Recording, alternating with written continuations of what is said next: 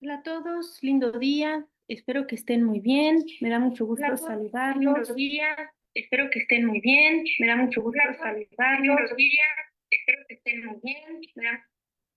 Bueno, como saben, siempre aquí tenemos este espacio dedicado a trabajar enseñanza interna metafísica todos los domingos a las 11 de la mañana. Y bueno, ya llevamos algún tiempo estudiando este texto que se llama Jesús el Cristo de Rubén Cedeño.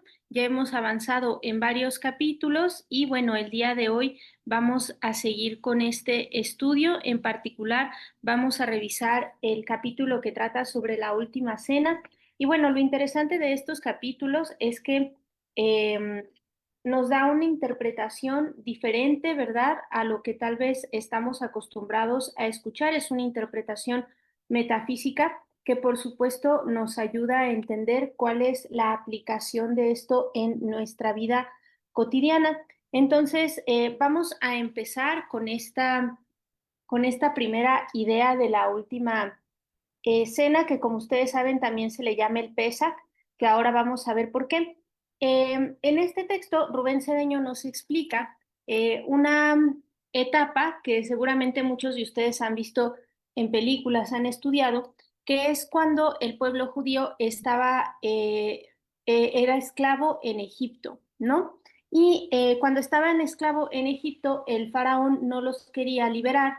Sin embargo, por principio de causa y efecto, a Egipto le cayeron 7 plagas, ¿no? Perdón, le cayeron 10 plagas. Y la última de ellas fue la muerte que desencarnara el hijo del faraón. Y bueno, el punto es que para que esta plaga no afectara a los judíos, en ese entonces lo que hicieron fue pintar en el dintel de las puertas, ¿no? En la parte de arriba de las puertas, pintaron un pez, perdón, pintaron tenían que matar un cordero y en la puerta con la sangre tenían que pintarla, tenían que pintar una especie, una señal, ¿no? Dice aquí, para que esta plaga no afectara a los judíos, tuvieron que matar un cordero y pintar el dintel de la puerta con su sangre. De este modo el cordero pasó a ser el símbolo de salvación y perdón de los pecados. Entonces, bueno, no, lo que hicieron fue que tomaron al cordero, lo sacrificaron y entonces pintaban de sangre la parte de arriba de la puerta y esa era una señal para no ser afectados por las plagas, ¿no? Es por eso que de ahí viene la idea de que existe un cordero que salva, ¿no? Que quita los pecados del mundo. Entonces, bueno, para que nosotros sepamos de dónde viene, pues todas esas ideas, ¿no? Que de pronto nosotros vamos escuchando. Después ustedes saben que finalmente los judíos logran salir de Egipto y el día en que se celebra esa liberación es el Pesaj, ¿no? O la Pascua, que la Pascua significa paso. Para ellos es una festividad y lo que se hace es comer el cordero del perdón y el pan sin levadura. Vamos a revisar que el pan no lleva levadura porque la levadura hace que el pan como que se esponje y que quede como un poco hueco por dentro y eso es como un símbolo de la mentira, de algo falso.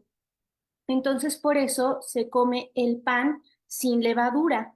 Y para ellos el comer el pan sin levadura es estar haciendo esta festividad, ¿no? De comer como este cordero de, del perdón y el pan sin levadura en la Pascua, que significa paso, ¿no? Entonces, ¿qué es lo que sucedió con Jesús en la última cena? Que estaba celebrando con sus discípulos la Pascua.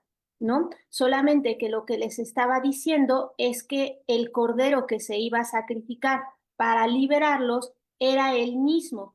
Por lo tanto, para conmemorar la Pascua judía, le da a entender a los judíos que no iban a matar a ningún cordero para el perdón de sus pecados, sino que el propio cordero sería él, ¿no? Como el Cristo. ¿Por qué? Porque ustedes saben que en realidad lo único que a nosotros nos libera de cualquier plaga, que puede ser una maldición, un conjuro, cualquier situación negativa en nuestra vida, lo único que te libera es el Cristo.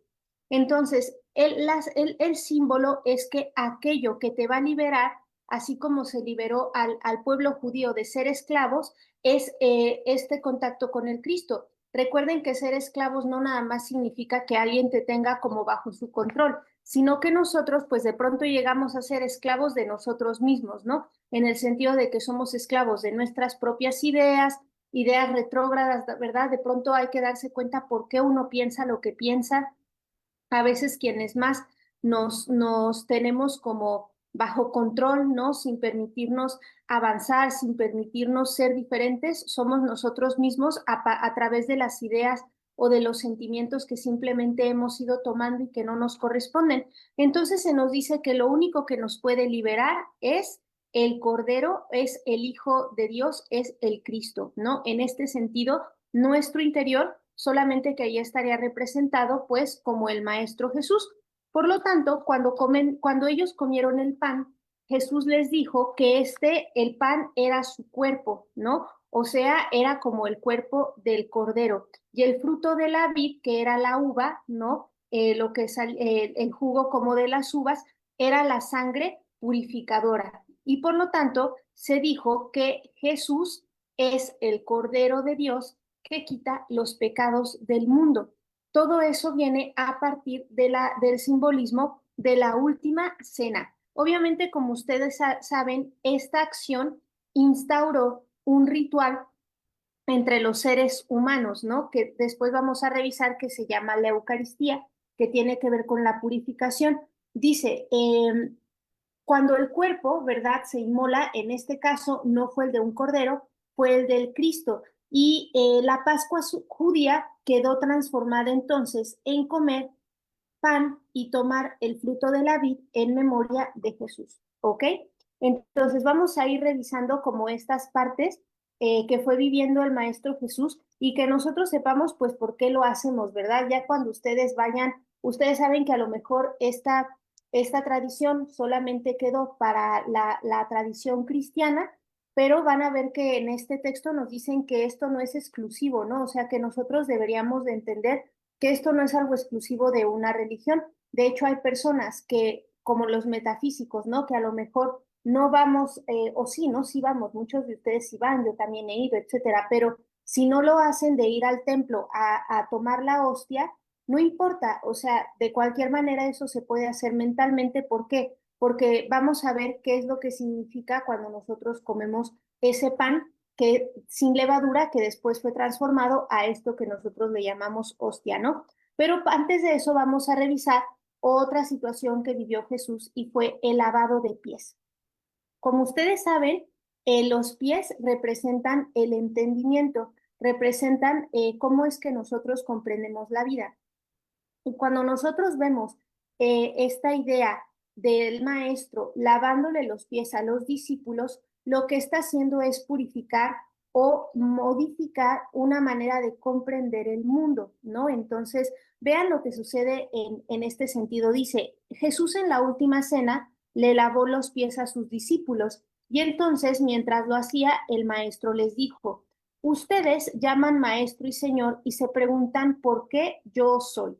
Pues si yo soy el Señor y Maestro y he lavado sus pies, ustedes también deben lavarse los pies los unos a los otros.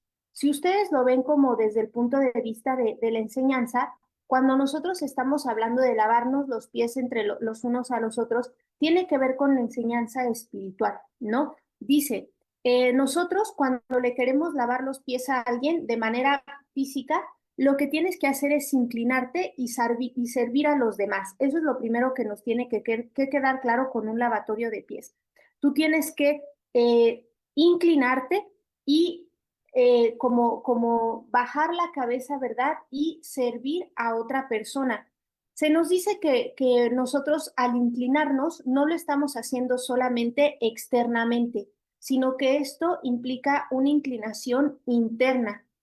¿Esto qué significa? Que todos los que se creen importantes dejan de serlo cuando le lavan los pies a otra persona, ¿no? O sea, que una persona que decide dar charlas, ¿no? Que está puesto por ahí para dar charlas o que está en alguna actividad, está dando algún servicio, debe de saber que no por eso es importante ni es mejor que los demás, ¿no? Aquel que piensa que por dar una charla, que por dar un servicio es mejor que los demás, es el ego. Y precisamente cuando el Maestro Jesús nos dice que nos despojemos de todo lo que somos, lo que nos está pidiendo es que nos despojemos, el Cristo nos está pidiendo que nos despojemos de nosotros mismos, de nuestra personalidad. Entonces, ¿qué pasa cuando hay personas que tienen que inclinarse tanto externa como internamente? Se nos dice aquí, se ponen duros, inflexibles, prepotentes y no se inclinan ante nadie. Nosotros debemos de tener cuidado de no entrar como en esa práctica, ¿no? De decir, no, pues yo no me inclino. Dice, los pies simbolizan la comprensión. El maestro o el facilitador le lava los pies a sus estudiantes y eso quiere decir que le está limpiando su forma de comprender para que entiendan mejor la enseñanza espiritual. Pero ¿qué significaría lavarle los pies a alguien? Significa pues atenderlos, servirles una mesa, darles de comer si es necesario, ya saben, hacer como todo el servicio, darles un servicio de transporte, limpiar el sitio en donde se va a dar la charla, ¿no? Lo que se necesite. Siempre es inclinación desde dentro para lavar los pies. Significa que tú vayas a servir a los lugares en donde más se necesita, a suministrar a las personas que requieren enseñanza espiritual y hacerlo sin avisos, ¿no? Hacerlo sin tener que decirle a nadie ni tener que estar cantándole a la gente lo que se está haciendo. Eso significa lavar los pies a una persona hoy. A lo mejor no lo estamos haciendo físicamente como lo hizo el Maestro Jesús, pero lo estamos haciendo de una manera, digamos, análoga, ¿no? Es servir al otro y ustedes saben que uno de los más grandes servicios es que podamos brindarle al otro la enseñanza espiritual. Dice, cuando esto se hace, cuando uno le lava los pies a otras personas, se asume la actitud de la Virgen María después de la Anunciación cuando expresa, he aquí la esclava del Señor, ¿no? Eso quiere decir que tú te pones a los pies del Maestro literalmente. De hecho, vamos a ver que en la última cena, los apóstoles, los discípulos del Maestro y Jesús no estaban sentados en sillas. Dicen que en realidad ellos se ponían como una vieja usanza judía y es como estar acostados. Dicen que ellos se ponían como acostados con el cuerpo hacia afuera de donde están los alimentos y están como en una especie, pues sí, como de estar acostados, ¿no? Imagínense, nosotros no acostumbramos a hacer eso, pero ahora les pongo una foto que encontré en donde literalmente están como unos cojincitos alrededor de la mesa y ellos están acostados. Y de ahí que fuera posible para Juan el Amado recostarse en el pecho del Maestro Jesús, ¿no? Entonces, en esta actitud, ¿verdad?, de lavado de pies, de estar cercanos al Cristo, se nos dice que nosotros somos sus esclavos, ¿no? Si en algún momento eran los judíos esclavos, ¿verdad?, en Egipto, ahora se declaran como esclavos, pero del Señor o del Cristo. Dice, y en esta actitud es en donde debemos de vivir. ¿Qué significa ser esclavos del Señor? Pues que hay que perdonar siempre y hay que lavarle los pies a todas las personas con las que tú estés, ¿verdad? Es como literalmente ponerte al servicio de todos. Una parte del servicio es perdonar también a la gente, ¿verdad? Poder seguir adelante y tratar de que eso lo hagamos con todos, no nada más con personas con las que tú consideras necesario, ¿no? Preguntan aquí, pues sí, dice, lavar los pies puede ser decretar por una persona por su salud, prosperidad. Mira, Francisco, la verdad es que creo que ese es un servicio que puede ser útil el decretar por alguien. Sin embargo, aquí hay que como aclarar varias cosas, ¿no? Por supuesto que nosotros podemos decretar por alguien, decretarle la salud, la prosperidad, pero fíjate qué pasa, Francisco. La verdad es que la liberación de esa persona va a ser 100% efectiva cuando ella la reconozca, ¿sabes? Porque tú, o sea, yo lo hago, o sea, uno decreta por el bien de todos. De hecho, no sé si ustedes saben que cada vez que tú decretas por el yo soy, como haces alusión a ese espíritu, estás decretando por todos, porque en la parte del yo soy no eres tú solo, ¿no? Estamos todos en uno. El yo soy no está separado de las otras mónadas. Pero el punto, Francisco, es que sí. decretamos con toda la intención, ¿no? De que esa persona pueda salir de una apariencia de salud, pueda salir de una apariencia de prosperidad. Pero tú pregúntate, ¿cuándo es que eso va a ser así súper mega efectivo? Cuando esa persona lo reconozca, cuando reconozca en su interior que está la salud, que puede ser próspero. Y si tú te preguntas, Francisco, ¿cómo es que lo va a reconocer? Pues teniendo enseñanza espiritual, ¿sabes? Entonces, es súper bueno decretar, ¿verdad?, por el bien de las personas, pero lo más importante es que esas personas en algún momento se puedan acercar a la enseñanza. Como ustedes saben, nosotros no podemos obligar a la gente, no podemos invitarlos o hacerlos sentir incómodos con esto, porque si por alguna razón no tienen que estar ahorita en contacto con esto, las personas pueden sentir rechazo para estas situaciones, ¿sabes? Porque como dice el maestro Saint Germain, por ahí en el libro que acaba de salir que se llama Gente del Minuto, ahí él explica, ¿no? Si tú quieres que la gente haga lo contrario a lo que tú quieres, oblígalos. Cuando la gente empieza a sentirse obligada a hacer algo, se molesta. Pero al contrario, Francisco, cuando tú les dejas el libre albedrío para que hagan lo que quieran, ahí es cuando la gente empieza a darse cuenta y empieza a buscar por sí misma. Ustedes saben, Francisco, que hay como maneras de que las personas puedan acercarse a esto de una forma sutil, si es que les corresponde. Yo he encontrado que una de las formas más sencillas es cuando tú le regalas algo de enseñanza espiritual a una persona. ¿Saben? No sé, cuando, obviamente, si te preguntan, ¿no? Si te dicen, a mí sí me han llegado esas preguntas de, oye, ¿cómo resuelvo esto? Yo no les doy consejos, yo agarro y les mando las charlas. Yo les digo, ah, mira, escúchate esta charla, fíjate en este libro que te puedes comprar aquí o allá. Les mando los libros de Florence Scovel Shinn. Y cuando veo que una persona va a cumplir años, ¿sabes? Y que hay una oportunidad de regalarle algo, ¿no? Porque su cumpleaños y es un día que le corresponde recibir alguna dádiva, tú te preguntas en tu interior, ¿qué es? Eso, fíjense que me pasó hace unos días, pero una amiga iba, bueno, había sido su cumpleaños, yo no le había regalado nada, ni siquiera nos habíamos visto en cumpleaños anteriores, yo le había regalado un pastel, algo así, y todo, y eso fue muy bonito, ¿no? Lo recordaba con mucho cariño y todo. Pero yo estaba terminando de dar una charla y ella estaba ahí y así literalmente escuché que mi corazón, yo preguntaba, cuando la vi dije, ay, sí es cierto, no le regalé nada en su cumpleaños. Ella me estaba platicando algo que hizo ese día. Y entonces dije, ¿qué hago? Y pensé en invitarla a cenar, ¿saben? Pero inmediatamente llegó a mi interior que esta chica desde hace mucho tiempo quería el sagrado libro del Yo Soy de Saint Germain y que siempre preguntaba, oye, ¿y cuánto cuesta? ¿Y cuándo traes uno para comprarlo? No sé qué, y bla, bla. Y entonces fue como que llegó la inspiración de que el regalo de cumpleaños que esta persona necesitaba era un sagrado libro del Yo Soy, ¿no? Entonces, una de las mejores formas de que la gente se acerque es esa. Tú les regalas un libro, ¿no? Así como, bueno, esta es una dádiva. Ellos deciden cuándo lo leen, si lo leen y cómo lo leen, pero lo más importante es eso. Y si se dan cuenta, ahí hay un servicio, ¿no? Porque si ellos abren ese libro, ustedes saben que los libros tienen radiación. Y aunque esté en tu casa, eso está irradiando algo. Y ya si lo abre y lee un parrafito, etcétera, va a empezar a acercarse y eso sería un lavado de pies, ¿no? Más o menos, ¿no? Como dar este servicio. Creo que también un servicio es decretar, pero es muy importante que las personas por los que decretamos en algún momento, si les corresponde, se puedan acercar a la enseñanza, ¿no?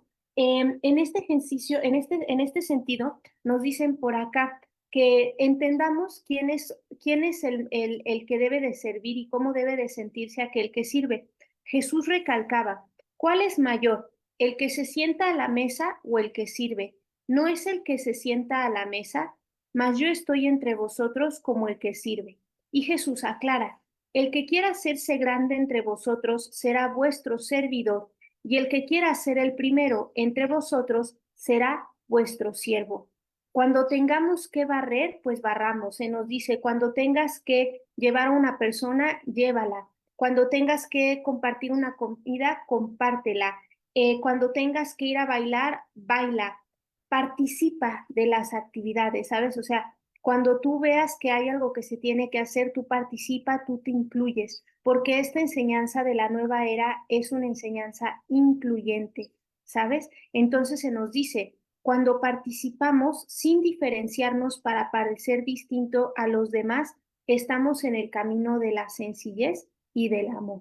Entonces, eso está padre, ¿no? Estar en el camino de la sencillez y del amor es simplemente incluirnos en lo que tenemos que estar incluidos sin sentirnos diferentes, ¿verdad? Porque el que se siente diferente, pues generalmente es el ego.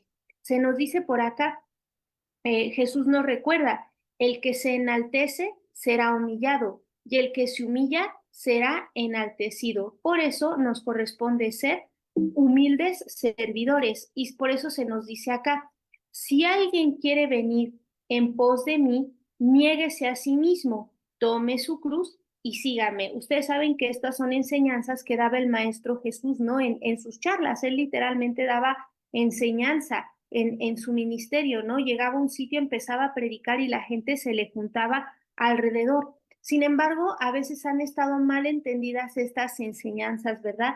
Porque cuando se nos dice, si alguien quiere venir en pos de mí, niéguese a sí mismo, tome su cruz y sígame. Y me parece que esta cuestión de tomar su cruz a veces está mal entendida porque se piensa que es como, pues sí, agarra todo tu sufrimiento y sufre y entonces con eso vas a llegar al cielo, ¿no? Y en realidad la verdadera interpretación es que tú niegues tu personalidad, que aquello que te hace separarte o sentirte especial, eh, lo dejes a un lado para ponerte, ¿verdad?, en un grupo, a trabajar en grupo y veas cuál es el verdadero significado del Cristo, porque nos dice el Maestro, todo aquel que quiera salvar su vida, la perderá, y todo aquel que pierda su vida por la causa mía, la hallará. O sea, que perder tu propia vida es perder los gustos de tu personalidad y desaparecerla al orgullo.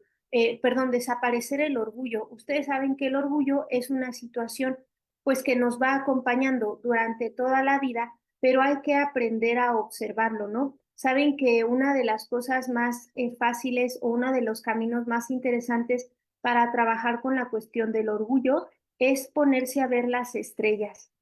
Cuando de la noche tú te sales, te pones a ver las estrellas y ponte a ver como todas las constelaciones, ponte a ver la inmensidad del cielo y entonces te vas a dar cuenta que tú no eres nada, o sea, que eres como un puntito ahí perdido y que no representas nada importante, que simplemente eres parte, ¿no? De este universo, que tienes un papel, pero que tomarte todo tan a pecho, ¿verdad? Tan sentido, sentirte tan importante, ¿verdad? Que todo gira alrededor de ti, no es algo que te vaya a ayudar porque verdaderamente así no es. No, así no es. Entonces, dicen que una forma de trabajar el orgullo es eso. Usted vea la inmensidad de la naturaleza, vea las estrellas y dése cuenta que usted tiene una pequeñísima vida y usted puede decidir darle esa pequeñísima vida a la voluntad superior. Y por ejemplo, ¿no? Preguntaba el Maestro Jesús, ¿qué aprovechará al hombre si ganare todo el mundo y perdiere su alma? Nada hacemos ganando buena opinión de los demás o fama. ¿Por qué? Porque el único que se siente halagado o despreciado es el ego.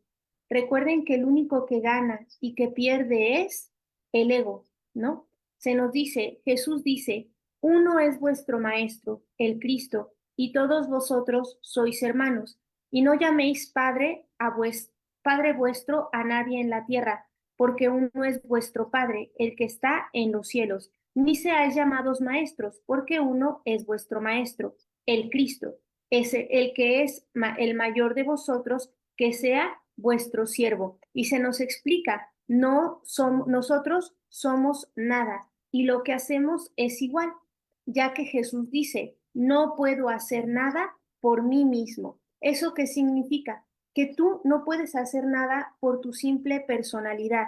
Uno tiene que desarrollar la capacidad de saberse dependiente por completo de su espíritu, dependiente por completo de su Cristo. Tú sin tu presencia yo soy, sin tu Cristo no eres nada. Y dense cuenta que eso es lo que le pasa a gran parte de la humanidad, ¿no? Que viven como zombies. ¿Por qué? porque no sienten esa conexión y no reconocen su dependencia con lo superior, con el espíritu, con su interior. Y entonces pues están como muertos en vida, ¿verdad? Solamente andan ahí trabajando, son esclavos del dinero, de sus relaciones, pero no se dan cuenta que en realidad no son ellos, ¿no? En realidad, si la gente empieza a reconocer el Cristo interior y la presencia yo soy, nos damos cuenta que todo lo que hacemos está patrocinado desde ahí.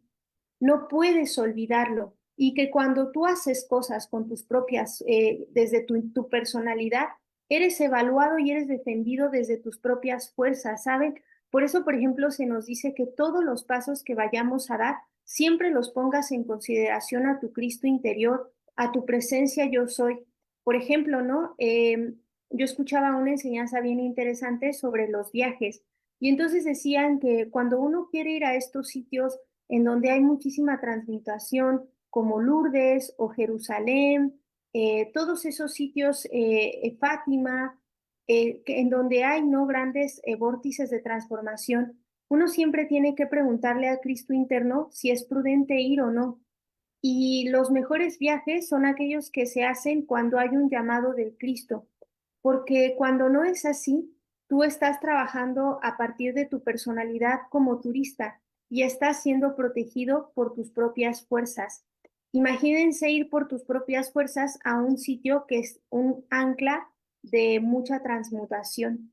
Entonces, pues no conviene ir así, ¿no? Siempre conviene ir por una inspiración de nuestro Cristo interior. Y vean que generalmente cuando ustedes viajen, ¿no? Etcétera, van a ver que siempre una vez que uno empieza a estudiar metafísica, vaya a donde vaya, empieza a buscar qué hay de interior en ese lugar, qué es lo que lo va a hacer avanzar, cuál es el objetivo interno de esos viajes, ¿no?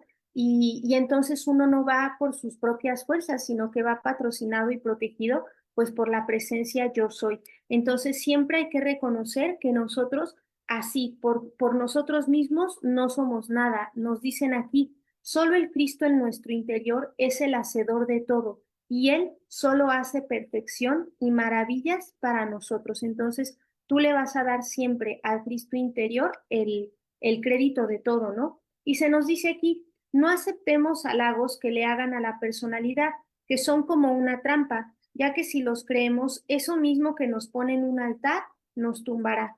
Recuerda lo que afirma Jesús, gloria de los hombres no recibo, decreta siempre como Él. Y aquí tenemos el decreto, dice, ay, perdón, este es otro. Les voy a decir cuál es el decreto. Ah, el decreto que da el Maestro Jesús para esto es, yo no busco mi gloria. Así podemos decretar, yo no busco mi gloria. Que no es que no vayas a vivir como alguien glorificado, ¿no? O glorioso, pero el punto es que no lo busques para un gozo personal, porque dice, el Maestro insiste y reinsiste en que no nos engrandezcamos porque el que es más pequeño entre todos es el más grande. Entonces hay como toda un misterio, ¿verdad? En no creerse más grande que nada, ¿verdad? En no creerse el importante, en no creerse el especial. Dice, esta es la verdadera enseñanza que tratamos de practicar en la metafísica y no hace falta que sea producto de la canalización de ningún mensajero de los maestros. Esto es lo que ha predicado la gente simple que ha despertado el Cristo como los santos y maestros de todas las religiones y grupos espirituales. Y después ya viene esta idea que yo les platicaba, que es muy bonita, que tiene que ver con el amor recostado, ¿no? Que como ustedes saben, es lo que representa Juan el Amado con el maestro. Les puse ahí la fotografía para que vieran esta idea que se nos comparte aquí, se nos dice que ellos no estaban sentados como en sillas, como nosotros lo hacemos en las mesas, que en realidad ellos estaban acostados y más o menos se veían así. Y eso fue lo que le dio la oportunidad como a Juan el Amado de recostarse eh, como en el pecho del maestro, que finalmente lo que representa es estar descansando en el Cristo.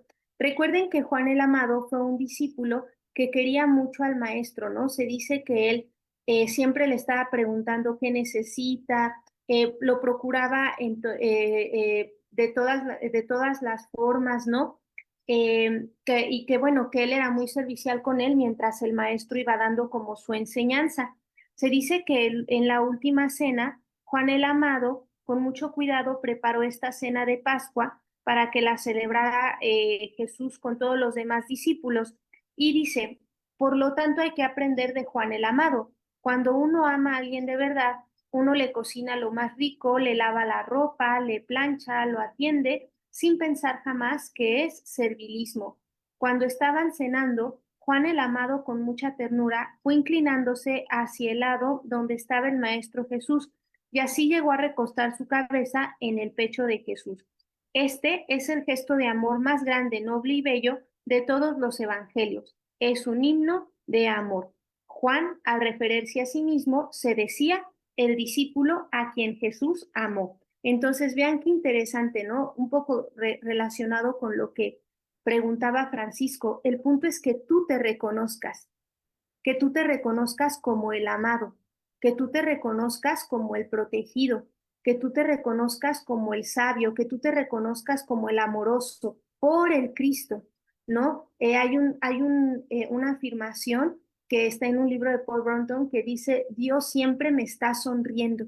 Tú tienes que reconocer que Dios, que la vida siempre te está sonriendo, ¿no? Y tú lo puedes establecer como un mantra. Dios siempre me está sonriendo, Dios siempre me está sonriendo, Dios siempre me está sonriendo. La vida siempre me está sonriendo. Y hay que reconocerse así porque vean, ¿no? Mucha gente diría, ¿no? Ay, pues qué pedante, ¿no? Decir, Jesús me amó. No, porque hay gente que el punto es que no se reconoce amada, no se reconoce ayudada por lo superior. Y ya cuando les pasan experiencias muy intensas, se dan cuenta que sí hay algo que los protege, que sí hay algo que los conduce, que sí hay algo que vela por su vida. Y tienen que aprender a reconocerlo a veces en situaciones pues muy duras, ¿no? Yo he conocido gente que pasa por experiencias muy intensas y que en esas experiencias es cuando me dice, de verdad me di cuenta que hay una presencia que me cuida porque yo quería esto y solo esto y no se me daba y de pronto se me dio otra cosa que fue mucho mejor que lo que yo esperaba y de eso dependía mi seguridad, dependía mi bienestar, dependía mi vida. ¿Por qué? Pues porque obviamente el Cristo y la presencia yo soy está todo el tiempo pulsando, ¿no? Y a veces uno en la vida común no los escucha y es hasta que nos sucede tal vez una experiencia un tanto fuerte que empezamos como a ponerle atención, ¿no? Se nos dice aquí, esto simboliza cuando Juan el Amado acuesta la cabeza en el pecho de Jesús, simboliza la cabeza o el pensamiento centrado en la llama triple. ¿Eso qué quiere decir? Que todo lo que tú vayas a hacer lo tienes que pasar como por este filtro y te tienes que preguntar, a ver, ¿cómo sería compartir una comida con amor, con sabiduría y con poder? ¿Cómo sería ir a comprar mis cosas con amor, con sabiduría y con poder, con voluntad? ¿Cómo sería tener esta conversación con amor, con sabiduría, con poder? Porque recuerden que eso es la llama triple y tu pensamiento tiene que estar centrado ahí. Tú tienes que pasar todas tus actividades como en con este pensamiento, ¿no? De decir, bueno, todo con amor, con sabiduría y con poder en el Cristo interno. Y para esto se nos da este decreto que podemos hacer todos juntos diciendo, yo recuesto mi cabeza y mis pensamientos en el amor del Cristo y allí nada me puede pasar. Yo recuesto mi cabeza y mis pensamientos en el amor del Cristo y allí nada me puede pasar. Yo recuesto mi cabeza y mis pensamientos en el amor del Cristo y allí nada malo me puede pasar. Ahí es, creo que yo lo apunto aquí mal porque es, y allí nada malo me puede pasar. Y es interesante, ¿no? Porque si se dan cuenta, esto coincide con un decreto de Florence Scovel Shinn, no sé si ustedes lo ubican, pero Florence Scovel te da otro decreto que dice, yo cedo esta carga al Cristo que está en mí y marcho libre. Yo cedo esta carga al Cristo que está en mí y marcho libre. Y es el mismo movimiento, ¿no? Ustedes pueden decretar como pensando que recuestan la cabeza y que nada malo les puede pasar, pero otras personas pueden decir, yo soy cediendo esta carga al Cristo que hay en mí y marcho libre, ¿no? Eh, Sí, por acá pregunta Cristi, ¿no? ¿Cómo ayudar a alguien que reniega mucho y es negativa y no acepta la enseñanza?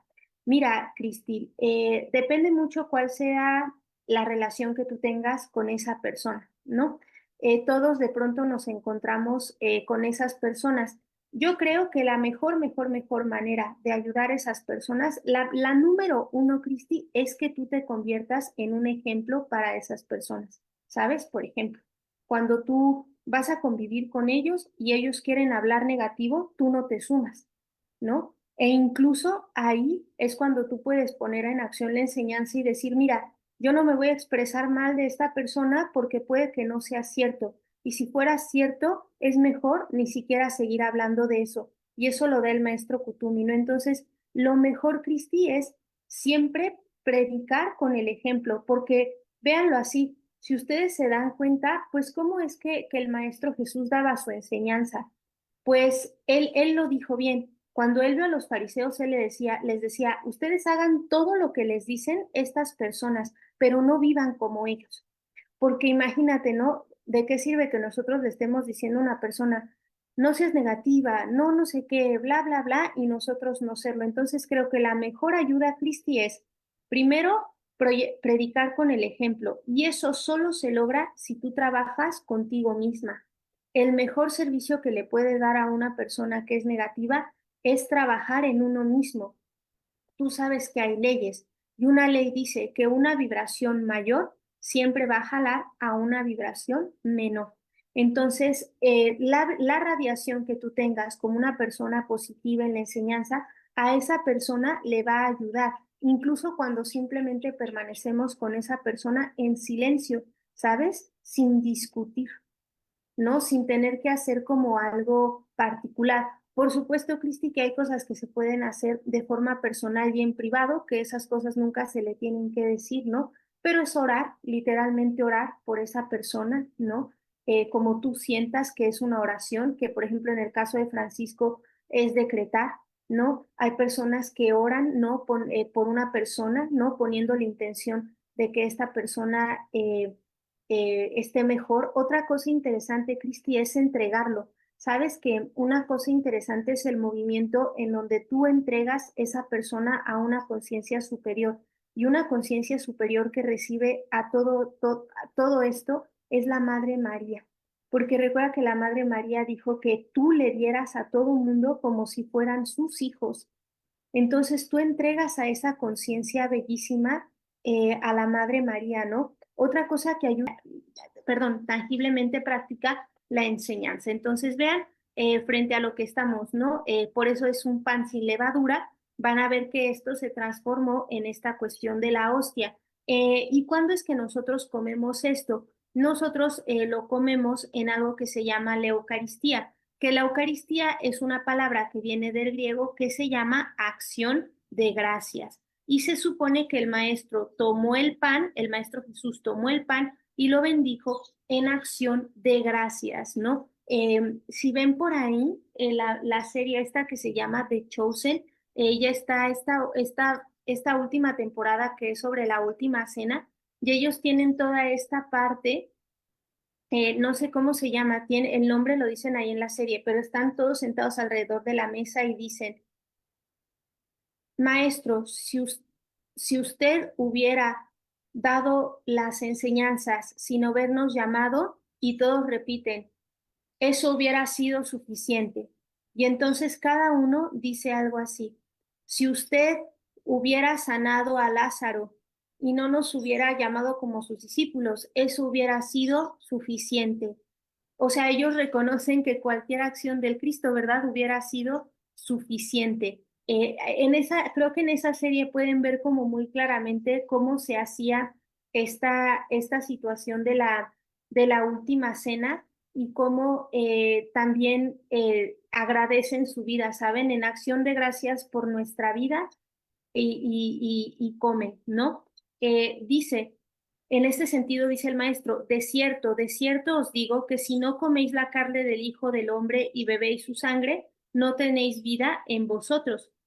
Pero no significa que la comas así como tal, sino que comer significa qué cosa, interiorizar, meter dentro la enseñanza, ¿no?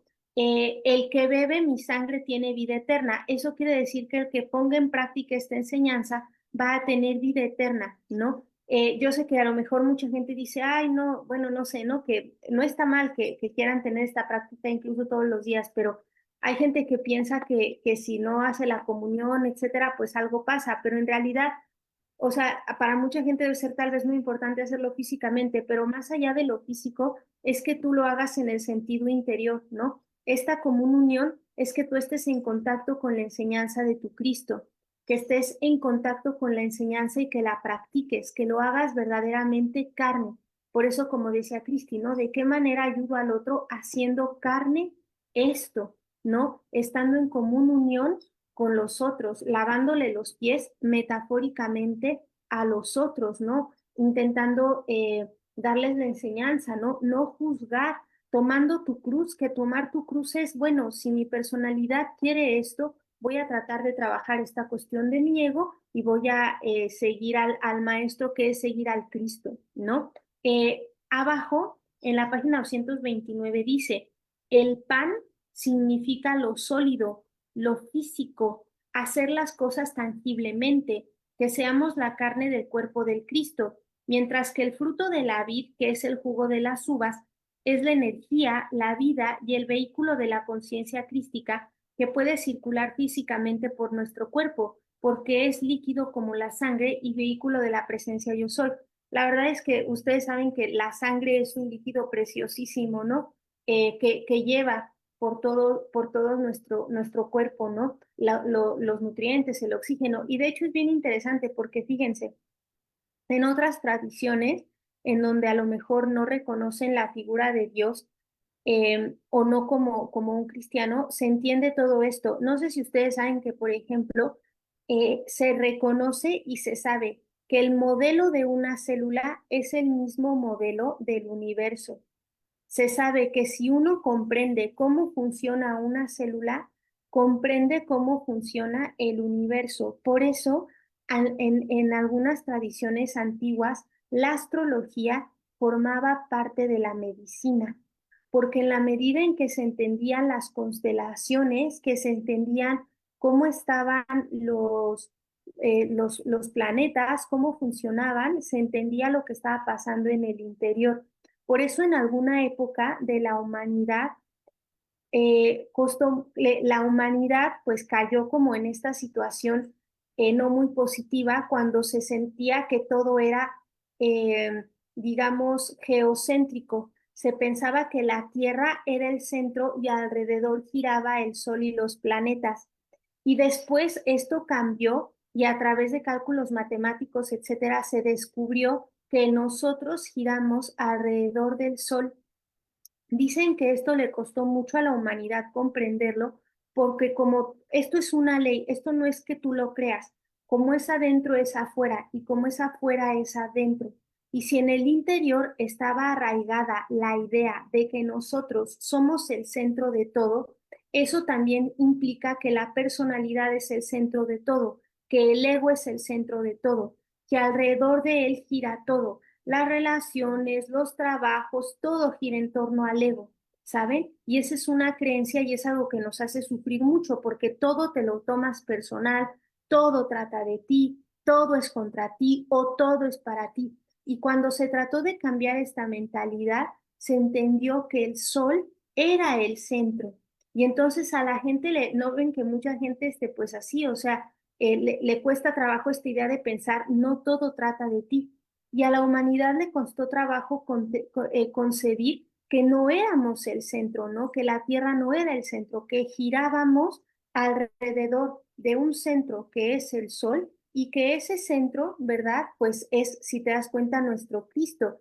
Nosotros, ¿alrededor de qué debemos de girar? No de nuestra personalidad, sino de nuestro Cristo interno. Y tal vez pensar y decir, ¿qué será girar en torno al Cristo interno? Es que tú busques la guía, la razón, el sentido de todo en el Cristo, ¿no? Tienes que buscar ahí la razón de todo, y no en tu personalidad. Entonces, cuando uno empieza a vivir como esta experiencia más crística, pues uno ya entiende que ni uno gana ni uno pierde. Hay mucha gente que te pregunta, ¿y a ti te gustaría tal cosa? Uno empieza a entender que esto no se trata de lo que te guste o no te guste, sino de lo que hay en tu plan divino de perfección, de lo que verdaderamente te toca hacer para un plan evolutivo, no solo personal, sino del universo, ¿no? Entonces empezamos a expandir pues sí, nuestra mente en ese sentido. Ya no solo pensamos en nosotros. Y se dice por aquí, la copa, bueno, dice, no es vino, sino jugo de uvas, representa esta conciencia crística. La copa representa lo femenino, ¿no? Que es el cáliz. El Espíritu de Cristo se tenía que meter en la tierra y por eso a Jesús lo crucificaron en el Calvario, que simboliza la cabeza, por donde entra el cordón plateado que une la personalidad con la presencia de Dios. La sangre de Jesús cae, se derrama y penetra, llegando al corazón del planeta. Esto trajo un temblor terrible, como cuando uno se estremece por concienciar el Espíritu de Cristo. Los cuáqueros, que también ellos se les conoce como los templadores, en Inglaterra, fundados por Jorge Fox, asumían la conciencia crística y cuando esto sucedía, templaban. Como cosa curiosa, los únicos que no practican la Eucaristía son ellos, porque lo hacen en conciencia, como los metafísicos al meditar, ¿no? Entonces vean que esto es interesante, se nos está diciendo este simbolismo, ¿no? De por qué toman la hostia y por qué lo ponen. Bueno, pues es este simbolismo de que el cuerpo de Jesús, ¿no? De este Cristo penetra en lo femenino que es la tierra. Y se nos dice, ¿qué serán las hostias? En la página 231. La hostia quiere decir víctima y representa el cuerpo de Jesús como Cordero Pascual que ha de ser inmolado como una divina víctima.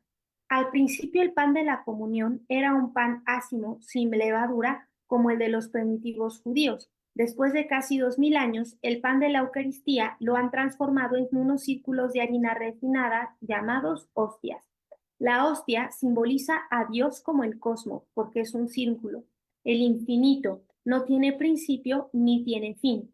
Es la presencia de Dios yo soy que debe ser depositada en el grial, ¿no? Entonces, bueno, esta charla, si se dan cuenta, lo que hace es como aclararnos un poco, ¿verdad?